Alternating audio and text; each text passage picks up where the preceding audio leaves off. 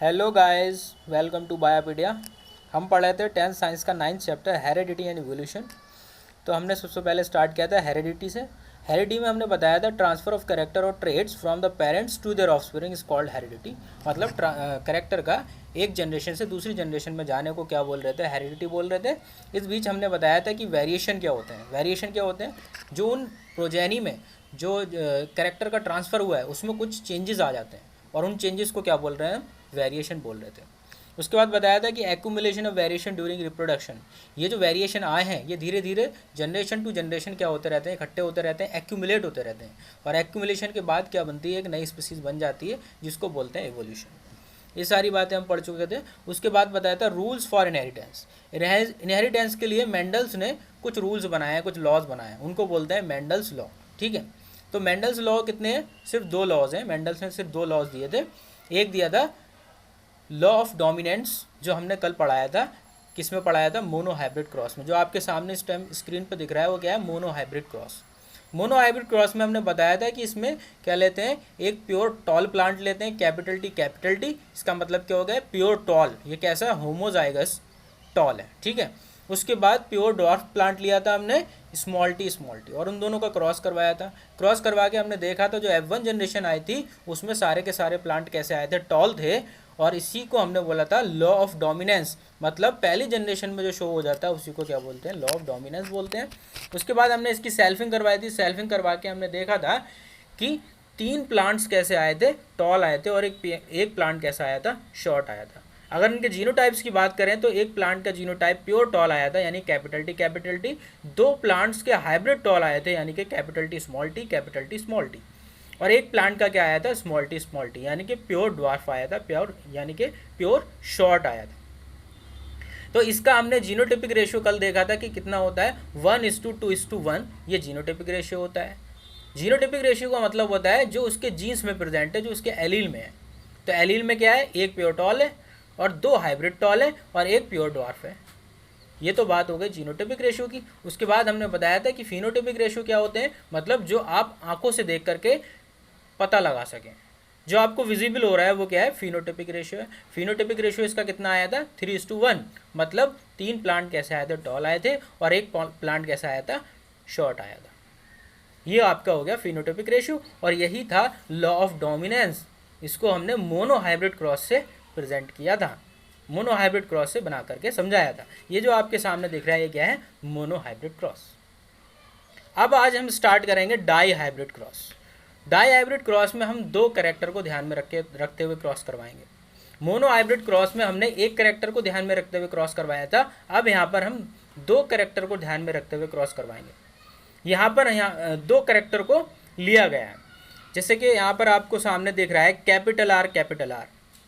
Capital R एक character को लिया गया है। ये कैरेक्टर क्या है, ये कैरेक्टर है आपका शेप। कैसा कैरेक्टर है ये, शेप। कैपिटल आर मीन्स होता है राउंड, ठीक है। दूसरा वाला जो यहाँ पर एलील लिया है, जो जीन लिया है, वो क्या है यहाँ पर, कैपिटल वाई। तो कैपिटल वाई क्या हो गए, कैपिटल वाई हो गए बेटा कलर। कैपिटल वाई किसको शो कर रहा है, ये कर रहा है आपके येलो कलर को। तो क्या हो गया, कैपिटल आर कैपिटल वाई। तो इसका मतलब कैसा हो गया, राउंड एंड येलो हो गया बेटा। राउंड एंड येलो कैसे हैं, ये डोमिनेंट हैं, ठीक है। एक कैरेक्टर लिया, एक प्लांट लिया हमने जो कैसा था, राउंड था और येलो था। ये हम डाई हाइब्रिड क्रॉस पढ़ रहे हैं। डाई हाइब्रिड क्रॉस में हमने 2 कैरेक्टर ले लिए। एक तो राउंड ले लिया जो कि एक कैरेक्टर है, और एक येलो ले लिया जो कि एक कैरेक्टर है। राउंड क्या हो गया, राउंड हो गया इसका शेप, और येलो क्या हो गया इसका कलर। तो हमारे पास अभी 2 कैरेक्टर मौजूद हैं। एक तो शेप कैरेक्टर है, दूसरा कलर कैरेक्टर है। इस कैरेक्टर की क्या हो गई, ट्रेट हो गई, ठीक है। हमने बताया था कि हर कैरेक्टर की 2 ट्रेट होती हैं। जैसे कि हमने हाइट में 2 ट्रेट ली थी। हाइट में क्या लिया था, टॉल लिया था और शॉर्ट लिया था, ये 2 ट्रेट ली थी। इसी तरीके से शेप एक कैरेक्टर है, तो शेप की 2 ट्रेट्स होंगी यहाँ पर। एक ट्रेट्स क्या हो गई, राउंड, और दूसरी ट्रेट होगी रिंकल्ड। क्या होगी, रिंकल्ड। राउंड जो ट्रेट है वो डोमिनेंट है, इसको कैपिटल आर से डोनेट करते हैं। रिंकल्ड क्या है, रेसेसिव है, इसको स्मॉल आर से डोनेट करते हैं। ठीक है बेटा, आगे चलते हैं। दूसरा करेक्टर क्या है, कलर का। कलर का जो करेक्टर है, यहाँ पर इस कलर के करेक्टर की दो ट्रेड्स मौजूद होंगी इसकी भी। एक क्या होगा, येलो। येलो को हमने किससे डोनेट किया है, कैपिटल वाई से। इसी तरीके से इसकी कंट्रास्टिंग ट्रेट होगी, इसको बोलेंगे हम ग्रीन, और ग्रीन को हमने किससे डोनेट किया है, स्मॉल वाई से। तो अभी हमारे पास दो कैरेक्टर हैं, ठीक है। एक क्या है कलर और दूसरा क्या है शेप। कलर में आपने ले लिया राउंड और शेप में आपने क्या ले लिया, कलर में आपने क्या ले लिया, येलो, और शेप में आपने क्या ले लिया, राउंड। ठीक है, अब आपने इनका क्रॉस करवाया, यानी कि कैपिटल आर का कैपिटल वाई और क्रॉस करवाया स्मॉल आर स्मॉल वाई से। कैपिटल आर कैपिटल वाई क्या हो गए, डोमिनेंट हो गए। स्मॉल आर स्मॉल वाई क्या हो गए, रेसेसिव हो गए। अब कैपिटल आर कैपिटल वाई को हमने क्या बोला, राउंड एंड येलो। क्या बोला इसको, round and yellow. Small R small Y को क्या बोला, रिंकल्ड एंड ग्रीन।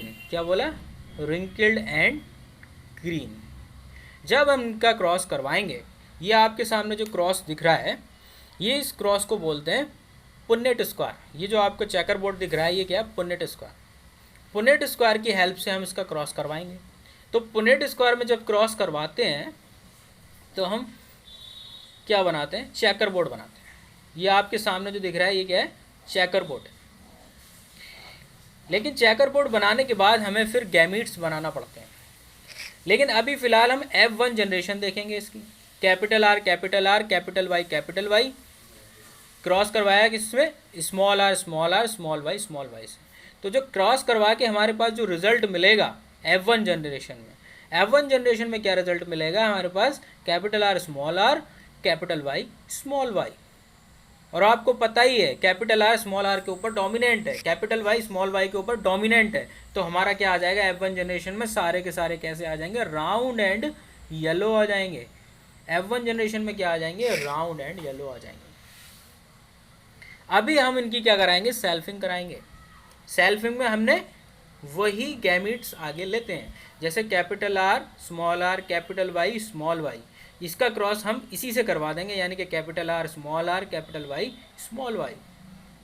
अभी हमने पुन्नेट स्क्वायर बनाया, अब पुन्नेट स्क्वायर के ऊपर हम क्या लगाएंगे, गैमीट लगाएंगे। तो पहले वाले कॉलम में हम लिख देंगे कैपिटल आर की क्रॉस कैपिटल वाई के साथ, जैसे आपको सामने दिख रहा है।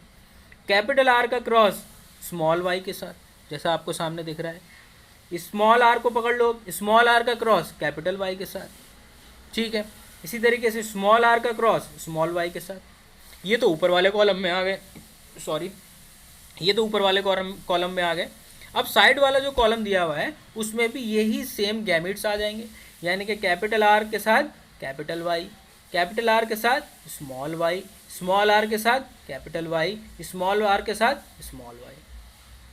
अब इनकी क्या करा दो, अब क्रॉस करवा दो। अब इनका आप क्रॉस करवा दो। तो क्रॉस करवाने के बाद पहले वाले आपके जो कॉलम है उसमें क्या आ जाएगा, कैपिटल आर कैपिटल वाई, दोनों की मल्टीप्लाई हो जाएगी, क्या हो जाएगा, कैपिटल आर कैपिटल वाई।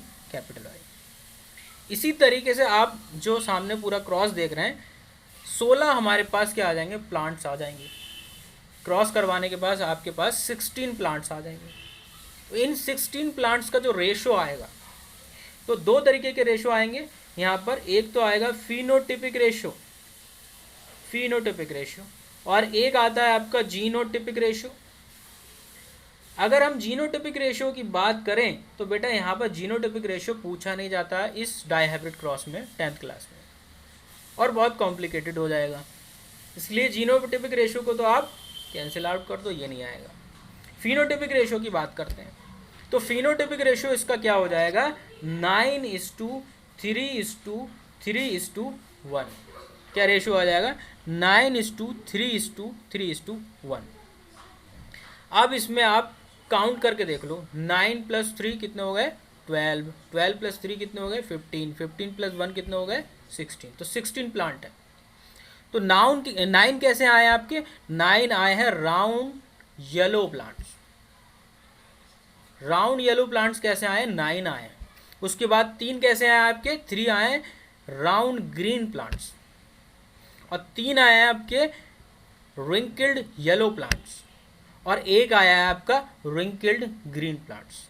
तो इस तरीके से जो है करेक्टर एक एक करेक्टर से मिले हुए नहीं है। यहाँ पर जो भी करेक्टर हैं वो पूरी तरीके से फ्री हैं, ठीक है। यहाँ पर जो था हमने लिया था राउंड के साथ येलो लिया था, राउंड के साथ हमने येलो लिया था, लेकिन अभी राउंड के साथ ग्रीन भी चला गया। तो इनबिल्ट नहीं है कि राउंड के साथ येलो ही जाएगा। हमने स्टार्टिंग में क्या लिया था? रिंकल के साथ ग्रीन लिया था, रिंकल के साथ ग्रीन लिया था, लेकिन अभी हम देख रहे हैं कि रिंकल के साथ येलो भी आ गया। हम ये देख रहे हैं कि ग्रीन के साथ आपका राउंड भी आ गया, राउंड एंड ग्रीन भी हो गया, रिंकल के साथ ग्रीन भी आ गया, और रिंकल के साथ येलो भी आ गया। तो जो कैरेक्टर है पूरी तरीके से फ्री हैं, कहीं पर भी जा सकते हैं, किसी के साथ भी जा सकते हैं। तो इसी को बोलते हैं लॉ ऑफ सेग्रीगेशन, यानी कि जो कैरेक्टर हैं वो पूरी तरीके से सेग्रीगेट हो रहे हैं, यानी कि जो जीन है वो पूरी तरीके से सेग्रीगेट है। और इस लॉ का एक नाम और भी होता है, लॉ ऑफ इंडिपेंडेंट असॉर्टमेंट। क्या नाम होता है? Law of independent assortment. बहुत ध्यान से समझने की चीज़ है बेटा, ये थोड़ा सा कॉम्प्लिकेटेड है, सब समझ में आ जाएगा। एक बार इसको रिवाइज करते हैं। रिवाइज करके हमने ये देखा कि हमने यहाँ पर 2 कैरेक्टर को ध्यान में रखा। मोनो हाइब्रिड क्रॉस में 1 कैरेक्टर को ध्यान में रख रहे थे, डाई हाइब्रिड क्रॉस में हमने 2 कैरेक्टर को ध्यान में रखा। और वो 2 कैरेक्टर कैसे थे? एक कैरेक्टर था शेप का और एक कैरेक्टर था कलर का। शेप एक कैरेक्टर हो गया और कलर एक कैरेक्टर हो गया। शेप की 2 ट्रेट हो गई, राउंड हो गया और रिंकल्ड हो गया, ठीक है। कलर की 2 ट्रेट हो गई, येलो हो गया और ग्रीन हो गया। हमने ये मान के चले कि जो राउंड वाला है उस राउंड वाले को हमने कैपिटल आर से डोनेट किया, और यही क्या है? डोमिनेंट है। किसके ऊपर? रिंकल्ड के ऊपर, स्मॉल आर के ऊपर। इसी तरीके से कलर को हमने देखा, कलर की जो डोमिनेंट ट्रेट है वो क्या है? कैपिटल वाई यानी कि येलो। किसके ऊपर डोमिनेंट है? स्मॉल वाई यानी कि ग्रीन के ऊपर। तो हमने एक प्लांट लिया कैसा? राउंड एंड येलो वाला, और एक प्लांट कैसे लिया? रिंकल्ड एंड ग्रीन वाला। इनकी हमने जब क्रॉस करवाया तो F1 जनरेशन में सारे के सारे कैसे आया? Round and yellow.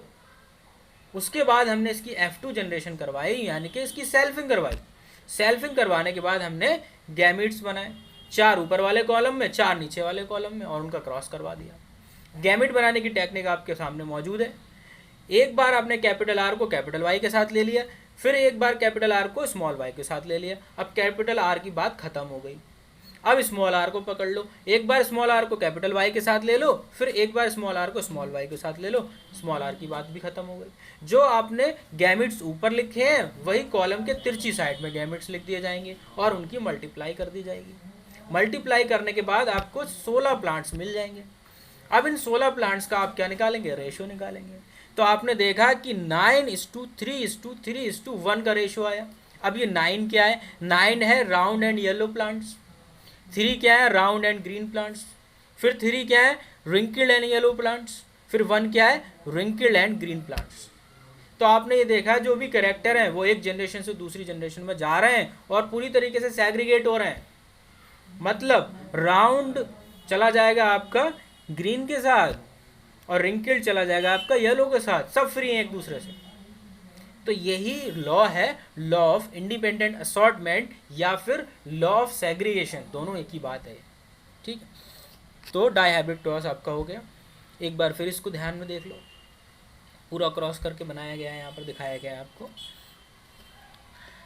उसके बाद sex determination in human beings, ये बहुत सिंपल है, बहुत ज़्यादा सिंपल है। ये कैसे सिंपल है कि यहाँ पर हमने देखा था कि एसेक्सुअल रिप्रोडक्शन में हमें सिर्फ सिंगल पेरेंट होता है और सिंगल पेरेंट से प्रोजेनी बनती है। अब चाहे वो फिजन हो गया, बाइनरी फिजन हो गया, फ्रेगमेंटेशन हो गया, रीजनरेशन हो गया, XYZ बहुत सारे। लेकिन सेक्सुअल रिप्रोडक्शन में हमने देखा था कि यहाँ पर दो पेरेंट्स होते हैं, एक मेल होता है और एक फीमेल होती है। सेम हो रहा है ह्यूमन के केस में। ह्यूमन के केस में एक मेल है, दूसरा फीमेल है। ये प्रोड्यूस करेंगे अपने गैमीट्स। क्या बनाएंगे? ये गैमीट्स। मेल बनाएगा स्पर्म और फीमेल बनाएगी एग। तो जब मेल स्पर्म बनाएगा, फीमेल एग बनाएगी, तो उसको बोलते हैं गैमेटोजेनेसिस। और इस गैमेटोजेनेसिस के दौरान क्या होती है? मियोसिस होती है। मैंने बताया था सेल डिवीजन दो तरीके की होती है, एक तो माइटोसिस, दूसरी मियोसिस। यहाँ पर क्या होगी? मियोसिस होगी। और मियोसिस जब होती है तो एक सेल से 4 सेल बनती हैं और क्रोमोसोम के नंबर कैसे रह जाते हैं? आधे रह जाते हैं, हाफ रह जाते हैं। तो जो स्पर्म होगा उसमें आधे क्रोमोसोम्स नंबर आएंगे और जो एग होगा उसमें भी आधे क्रोमोसोम्स नंबर आएंगे। अब कितने आएंगे ये देख लेते हैं। अगर हम ह्यूमन की बात करें तो ह्यूमन के पास होते हैं 46 क्रोमोसोम्स। कितने होते हैं? 46 क्रोमोसोम्स, जिसमें से 44 क्या होते हैं? ऑटोसोम होते हैं और 2 क्या होते हैं? सेक्स क्रोमोसोम्स होते हैं। अब ये सेक्स क्रोमोसोम्स दो तरीके के होते हैं, या तो एक्स एक्स होंगे या एक्स वाई होगा। एक्स एक्स हुए तो हो जाएगी फीमेल, और अगर एक्स वाई हुआ तो हो जाएगा मेल यानी कि बॉय। एक्स एक्स हुए तो गर्ल। ठीक है, अब हम कैसे करेंगे कि अभी हम गैमेट बना रहे हैं। 46 के आप क्या बनाएंगे? गैमेट्स बनाएंगे। तो गैमेट्स में स्पर्म बनेंगे। स्पर्म के पास कितने कितने क्रोमोसोम आएंगे? 23। एग के पास कितने क्रोमोसोम आएंगे? 23। लेकिन स्पर्म दो तरीके के बनेंगे बेटा। यहाँ पर स्पर्म दो तरीके के बनेंगे। एक स्पर्म बनेगा 22 प्लस एक्स का और एक स्पर्म बनेगा 22 प्लस वाई का। मतलब 50% स्पर्म बनेंगे 22 प्लस एक्स वाले और 50% स्पर्म बनेंगे 22 प्लस वाई वाले, क्योंकि यहाँ पर दो कंडीशन है, एक्स वाई की कंडीशन है। तो ऑटोसोम क्या हो गए? 22 और सेक्स क्रोमोसोम क्या हो गया? एक्स। ऑटोसोम कितने हो गए? 22। सेक्स क्रोमोसोम क्या हो गया? वाई। तो आधे क्रोमोसोम कैसे बनेंगे? 22 प्लस एक्स। और आधे क्रोमोसोम्स कैसे बनेंगे? सॉरी, स्पर्म, क्रोमोसोम नहीं, स्पर्म। आधे स्पर्म कैसे बनेंगे? 22 प्लस एक्स। और आधे स्पर्म कैसे बनेंगे? 22 प्लस वाई वाले। लेकिन एग की कंडीशन तो एक ही है, क्योंकि वो पेयर में है, एक्स एक्स, दोनों तरफ एक्स है। तो 100% जो एग बनेंगे वो कैसे बनेंगे? 22 प्लस एक्स वाले। 100 के 100% कैसे बनेंगे? 22 प्लस एक्स वाले एग बनेंगे। अब इनकी आप जब क्रॉस करवाएंगे, अगर 22 प्लस एक्स वाला 22 प्लस एक्स वाले एग के साथ फर्टिलाइज करेगा, अगर 22 प्लस एक्स वाला स्पर्म 22 प्लस एक्स वाले एग के साथ फर्टिलाइज करेगा तो कितने बन जाएंगे? 44 प्लस एक्स एक्स, और ये क्या हो जाएगी? फीमेल हो जाएगी। इसी तरीके से 22 प्लस वाई वाला स्पर्म 22 प्लस एक्स वाले एग के साथ फर्टिलाइज करेगा तो कितना हो जाएगा? 44 plus X X. Sorry, Y वाला है यहाँ पर। अगर वाई वाला स्पर्म 22 प्लस वाई वाला स्पर्म 22 प्लस एक्स वाले एग के साथ फर्टिलाइज करेगा तो क्या हो जाएगा? 44 प्लस एक्स वाई। और यहाँ पर क्या रिजल्ट मिलेगा हमको? मेल यानी कि बॉय। ठीक है, तो सेक्स डिटर्मिनेशन इस तरीके से होता है किसके अंदर? ह्यूमन बीइंग के अंदर। आपने देख लिया, एक बार पढ़ के देख लेते हैं। Human being have 23 pairs of chromosome. 23 pairs बोल दो या 46 क्रोमोसोम्स बोल दो। ठीक है, in the nucleus of the cell out of the 2 chromosome are sex chromosome. 2 chromosome कैसे होते हैं? सेक्स क्रोमोसोम होते हैं, एक्स एंड वाई। ठीक है, the female has 2 X. Female के पास दोनों एक्स एक्स होते हैं, तो एक जोड़ी क्या हो जाएंगे? एक्स एक्स हो जाएंगे उसके पास। एंड मेल हैव 1 एक्स और 1 वाई। एक एक्स होता है मेल के पास और एक वाई होता है, तो क्रोमोसोम क्या हो जाएंगे? X Y. The sperm and egg have 1 set of sex chromosomes. एक सेट ही तो जा पाता है क्योंकि क्रोमोसोम के नंबर आधे हो जाते हैं। One sperm has some sperm have X chromosome. कुछ स्पर्म के पास एक्स क्रोमोसोम आएंगे and some have Y chromosome, और कुछ के पास वाई क्रोमोसोम्स आएंगे। All eggs have X chromosome. सारे एक्स क्रोमोसोम वाले क्या बनेंगे, एग बनेंगे, क्योंकि उनमें एक ही केस है, दोनों के दोनों कैसे हैं, एक्स एक्स है। तो जितने भी एग बनेंगे वो सारे कैसे बनेंगे, एक्स वाले। If sperm having X chromosome fuse with egg having X chromosome, अगर एक्स स्पर्म वाला, अगर एक्स वाला स्पर्म एक्स वाले एग को फर्टिलाइज करेगा तो क्या बनेगा, the child will be a girl, child क्या बनेगा, गर्ल बनेगा, X X. If a sperm Y chromosome fuse with have X chromosome और child will be boy, boy, तो क्या बनेगा, एक्स